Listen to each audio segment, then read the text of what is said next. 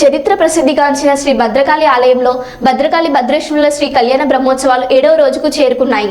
ఆర్యవైశ్య సంఘం ఆధ్వర్యంలో పట్టుబట్టలు, పువ్వులు, పండ్లు అమ్మవారికి ఆర్యవైశ్య పట్టణ సంఘం పట్టణ అధ్యక్షులు గుండ ప్రకాశ్రావు అమ్మవారికి సమర్పించారు.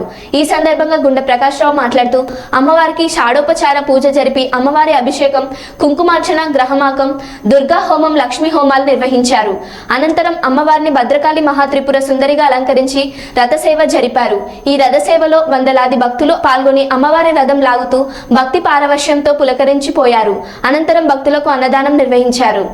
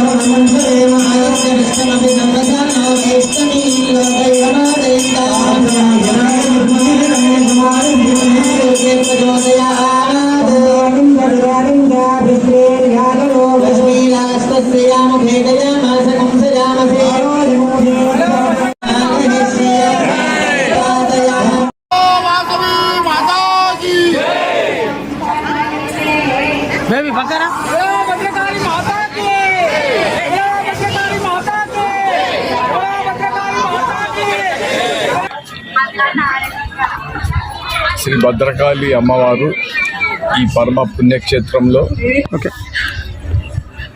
ఈ నెల 9వ తారీఖు నుంచి 20వ తారీఖు వరకు బ్రహ్మోత్సవాలు జరుగుతూ ఉన్నాయి. కోరిన కోరికలు తీర్చి కొంగు బంగారమై విరాజిల్లుతున్నటువంటి భక్తుల మనసులలో కొలువై ఉన్నటువంటి భద్రకాళి అమ్మవారు ఈ బ్రహ్మోత్సవాలు అత్యంత వైభవంగా జరుగుతున్నాయి. పట్టణ నలుమూలల నుంచే కాక చుట్టుపక్కల గ్రామాల నుంచి అనేక ప్రాంతాల నుంచి కూడా భక్తులు భక్తి శ్రద్ధలతో తరలి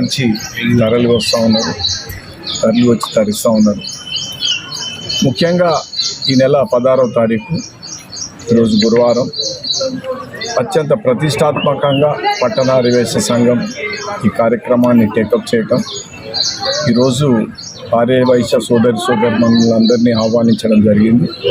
ఆర్యవైశ్య సోదరిమణులతో పాటు అన్ని కులాల వారు కూడా ఈ యొక్క కార్యక్రమంలో పాల్గొనాలని మేము కోరాం. పెద్ద ఎత్తున ప్రచారం కూడా చేశాం.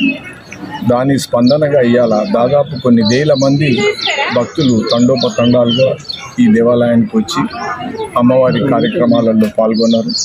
పొద్దుగాల అమ్మవారికి పట్టు వస్త్రాల సమర్పణ, ఆ తర్వాత అమ్మవారికి పూజ కార్యక్రమాలు, తర్వాత అభిషేకాలు, కుంకుమ పూజలు, ఒక హోమం, ఇవన్నీ కూడా శాస్త్రోక్తంగా వేద మంత్రాలలో జరిగినాయి.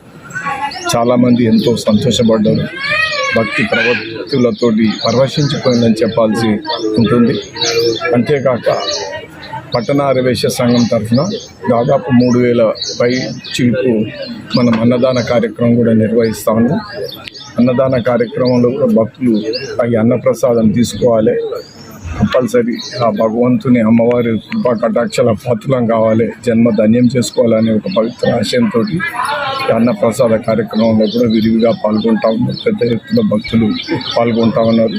ఈ కార్యక్రమం మొత్తం విజయవంతం కావటం అందరి సహాయ సహకారాలతో, ముఖ్యంగా భక్తుల సహాయ సహకారాలతో, ఆర్యవైశ్యుల ప్రముఖుల తర్వాత అందరి సోదరిమణుల సహాయంతో దీన్ని విజయవంతం చేసినందుకు కృతజ్ఞతలు. ఈ బ్రహ్మోత్సవం